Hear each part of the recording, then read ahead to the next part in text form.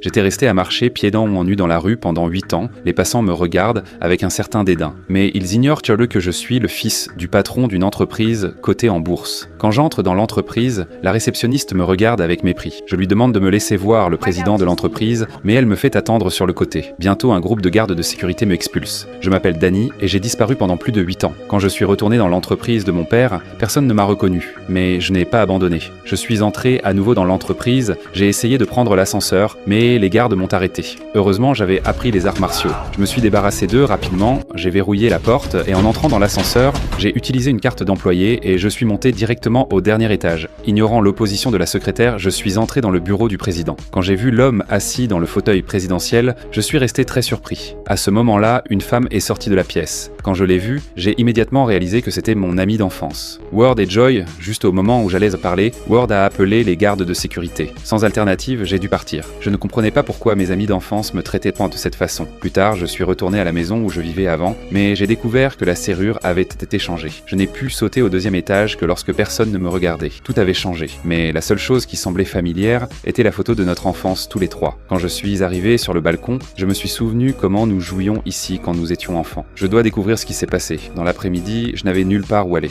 Alors je suis allé au parc. J'aimais ça quand j'écoutais de la musique. Une personne est apparue. Nous avons commencé à converser. Et nous sommes rapidement devenus amis. Quand il a su que je cherchais mes parents, il a immédiatement utilisé son téléphone pour m'aider à enquêter. Sur son téléphone, j'ai vu une nouvelle. Elle disait que mes parents étaient morts dans un accident d'avion. Je ne pouvais pas accepter tout cela. Le lendemain matin, je suis allé chercher Joy pour lui demander ce qui était arrivé. Mais elle ne m'a pas donné l'occasion de parler. Et elle m'a averti que si je la dérangeais à nouveau, elle appellerait les gardes du palais. J'ai dû partir. Soudain, un taxi est apparu. Mais j'ai facilement pu l'éviter. J'ai surpris 2 personnes en le voyant. Pour me calmer, je suis allé au parc pour pratiquer le tai chi. Mais on m'a confondu avec un mendiant. J'ai essayé de lui rendre l'argent, mais elle a refusé de l'accepter. Je l'ai vue distribuer des dépliants pour une école d'arts martiaux. Alors je lui ai dit que je voulais postuler pour y travailler, mais après m'avoir regardé de la tête aux pieds, elle m'a dit que l'école n'avait pas besoin de nettoyer les ordures. Cette nuit-là, selon les informations du dépliant, j'ai trouvé l'école d'arts martiaux. Je voulais défier le plus fort, mais elle m'a rejeté, et je me suis fait mettre dehors. J'étais coincé dans une impasse. Alors j'ai dû dormir dans la rue. Mais à ce moment-là, un homme s'est approché et a essayé de m'attaquer avec une matraque. Heureusement, j'ai